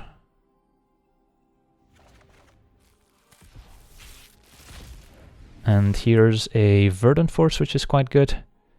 Juggernaut's fine, but unexciting, so I'd probably go for the Verdant Force here. Courser's also great, but I think I would take Verdant Force over anything else, and then it's pretty close between the Soothsayer and the Juggernaut and the Courser, but probably one of the uncommons over the Courser still.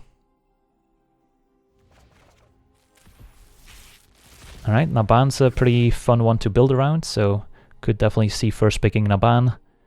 And the 2 flyers are great too, also like Dark Bargain, but you can usually get those pretty late. And yeah, that's a slam dunk first pick.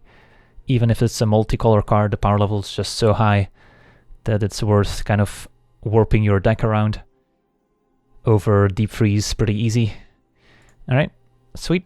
I also want to thank all my patrons for supporting the channel, and you can do so yourself as well over at patreon.com/LegenVD, where you get cool rewards for supporting the channel, as well as getting us closer to our goals, where with every goal reached we will release an additional weekly series. So if you want to see more content, Patreon is the place to go.